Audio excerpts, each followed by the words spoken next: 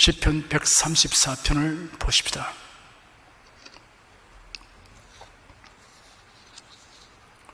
1절부터 3절까지 다 같이 읽겠습니다. 밤에 여호와의 집에 섰는 여호와의 모든 종들아, 여호와를 송축하라. 성소를 향하여 너희 손을 들고 여호와를 송축하라. 천지를 지으신 여호와께서 시온에서 네게 복을 주실지어다. 세 구절로 된 매우 짤막한 이 시편은 찬양 요청과 화답으로 되어 있습니다. 1절과 2절은 순례자들이 밤에 성전을 지키며 봉사하는 제사장들과 레위인들에게 찬양을 촉구하는 내용입니다. 이어서 3절은 제사장들과 레위인들이 순례자들에게 화답하는 내용입니다. 밤에 여호와의 집에 섰는 여호와의 모든 종들은 밤에 성전에 남아있던 제사장들과 레위인들을 가리킵니다. 레위인들은 성소에서 봉사의 직무를 담당하였습니다. 제단과 촛대의 불이 끄지 않도록 돌보았습니다. 비록 밤이 깊었을지라도 여호와를 송축하라고 하였습니다. 밤은 상징적인 의미를 가집니다. 암울한 시대, 암담한 상태, 고난당하는 때입니다. 일생 동안 밤을 만나는 일이 없는 사람은 하나도 없습니다. 일생 아무 어려움도 부족함도 경험해 본 일이 없는 것처럼 보이는 사람일지라도 사실 흉금을 털어놓고 이야기하게 되면 예상치 못한 고난의 경험이라 현실적인 고난을 말하는 것을 볼 수 있습니다. 밤을 이기는 탁월한 비결이 있습니다. 밤에 여호와의 집에 나아가는 것입니다. 이스라엘 민족이 지제적으로 매우 암울한 시기에 시므온이라는 사람은 여호와의 집에서 메시아를 뵙고 큰 위로를 받았습니다. 예루살렘에 시므온이라 하는 사람이 있었는데 의롭고 경건하여 이스라엘의 위로를 기다리던 자인데 성령께서 그 위에 임하여 계셨습니다. 그가 죽음의 그리도를 보기 전에 죽지 아니하리라 하는 성령의 지시를 받았습니다. 그가 성령에 의하여 성전에 들어갔을 때 마침 아기의 부모가 율법의 관례대로 행하려고 그 아기 예수를 데리고 들어왔습니다. 그러자 시몬이 그 아기를 팔에 안고 하나님을 찬송하며 말했습니다. 주님, 이제는 주님의 말씀대로 주님의 종을 평안히 놓아주십니다. 제 눈이 주님의 구원을 보았기 때문입니다. 이는 주께서 모든 백성 앞에 예비하신 것이요 이방인들을 빛으로 비치며 주님의 백성 앞에 이스라엘의 영광입니다 라고 말했습니다. 한편 그때 아셀 지파 바누엘의 딸 안나라 하는 여선자가 있었는데 나이가 매우 많았습니다. 그가 결혼한 후에 남편과 함께 7년을 살다가 과부가 되어 84살이 되었습니다. 그가 성전을 떠나지 아니하고 주야로 금식하며 기도하며 하나님을 섬겼습니다. 마침 이때 나와서 하나님께 감사드리고 예루살렘의 구속을 기다리는 모든 사람에게 그 아기에 대해서 말해 주었습니다. 암울한 시기에 교회당에 나가서 기도하는 사람은 하나님의 위로를 얻게 됩니다. 어둡고 어려운 현실을 대처하는 비결입니다. 선지자 예레미야는 나라가 위태로울 때 바른 말을 하다가 감옥에 갇혀 있으니 어찌하든지 자신이 나가서 활동할 수 없어서 고심하고 있었습니다.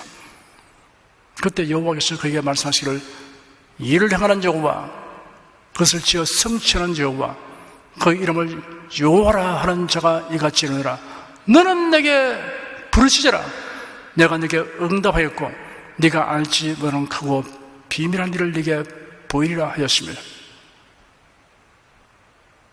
내가 활동할 수 없어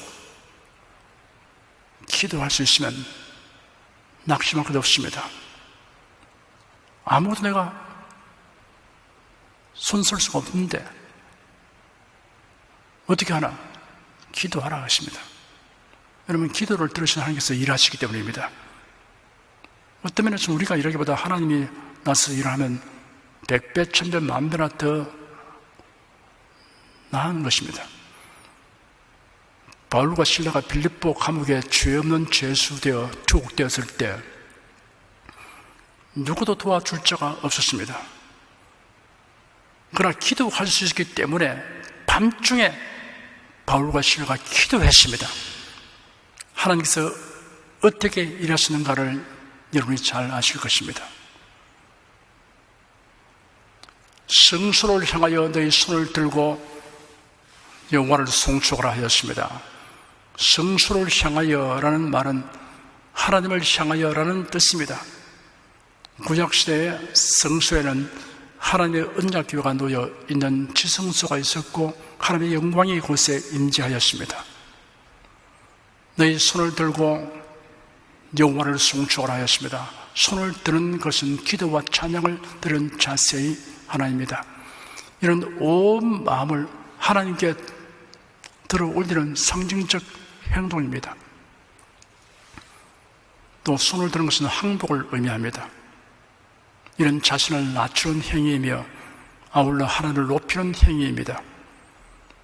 디모데전서 2장 8절에는 그러므로 각처에서 남자들이 분노와 다툼 없이 거룩한 손을 들어 기도하기를 원하노라 하였습니다. 손을 드는 것은 하나님의 도우심과 복주심을 구하는 것을 의미합니다. 3절에 천지를 지으신 여호와께서 시온에서 내게 복을 주실지어다 하였습니다. 이런 순례자들에 대한 성전 봉사자들의 응답입니다. 순례자들은 갈 길이 멀기 때문에 날이 새기 전에 일찍 출발하였습니다. 아직 어둠에 깔려있지만 그들은 움직이기 시작했고 성전을 나서면서 성전 봉사자들에게 작별을 구하였습니다. 밤에 여호와의 집에 서는 여호와의 모든 종들아 여호와를 송축하라. 성소를 향하여 너희 손을 들고 여호와를 송축하라. 그러자 성전 봉사자들은 그 요청을 적극 받아들이며 그 높은 곳에서 사람들이 많이 사는 도성 위로 그리고 기도론의 조용한 골짜기 낮은 곳으로 천사의 가락처럼 울려 퍼지는 말로 자기들에게 이야기했던 예배자 각각에게 다음과 같은 축복의 인사를 하였습니다. 천지를 지으신 여호와께서 시온에서 네게 복을 주실지어다 라고 축원하였습니다. 그대들은 우리가 주님을 찬양하기를 바랐으니 이제 우리는 주님께서 그들에게 복 주시기를 기도하노라 라고 말한 것 같습니다. 제사장은 여호와께서 네게 복을 줄지어다 라고 축복했습니다. 모든 복의 근원은 유일합니다. 그 근원은 여호와 하나님이십니다. 하나님은 우리 인생에게 복 주시기를 원하십니다. 그러나 하나님이 주신 명령과 약속이 있습니다. 이 명령과 약속을 따라서 행하는 자에게 하나님의 복이 흘러들어오게 되는 것입니다. 이것이 하나님의 정한 원리요 원칙입니다. 마치 자연계의 자연 법칙이 됐어요. 신령한 법칙이 있는 겁니다. 하나님 명령이 무엇인지 약속이 무엇인지 모르면 어떻게 할 도리가 없죠. 그래서 성경을 주신 것입니다. 성경을 주셔서 하나님의 명령을 우리가 알고 그 약속을 알고 순종하고 믿으면 그러면 하나님이 주신 복이 흘러 들어오게 되는 것입니다. 법칙과 같습니다. 천지를 지으신 여호와께서 복을 줄지어다 라고 하였습니다. 하나님이 지으신 우주 만물은 하나님의 전지전능하시며 지혜와 명철의 한이 없음을 나타내고 있습니다. 어떤 우리가 상황에 놓여 있어도 천지를 지으신 하나님이 복을 주냐고 생각하면 걱정할 것 없습니다. 이 우주 만물을 말씀으로 지으신 하나님이십니다. 하나님이 우주 만물을 붙들고 계십니다. 그 말씀이 만물을 붙들고 계십니다. 즉 하나님이 지으신 만물에 하나님이신 모든 법칙이 그대로 적용되어 있습니다. 그래서 모든 만물은 그 법칙을 따라서 존재하고 있는 것입니다. 우리가 볼 때 우연히 있는 것 같지는 그렇지 않습니다. 지금도 모든 이 산라만상의 하나님이 정한 법칙, 하나님이 말씀하신 그 말씀에 의해서 지금 다 존재하고 있는 것입니다. 천지를 지으신 여호와께서 내게 복을 주셨다. 우리가 복을 생각할 때 천지를 지으신 하나님을 생각하라는 것을 가르치고 있는 것입니다. 그리고 여호와께서 시온에서 내게 복을 주실지어다 라고 축복했습니다. 시온은 하나님께서 인생들을 위하여 오셔서 거하시는 은혜의 보호자입니다. 우리가 여호와 하나님께 복을 구해야 하고 또 여호와 하나님께로부터 복을 받게 된 이유가 여기에 잘 요약되어 있습니다. 그리고 성도들이 서로 화답해야 할 것이 무엇인가를 가르치고 있습니다. 여호와를 송축하라. 여호와께서 복을 줄지어다. 이 두 가지입니다. 여러분께서 많은 사람들에게 하나님을 찬양합시다, 하나님을 예배합시다 라고 말하십시오.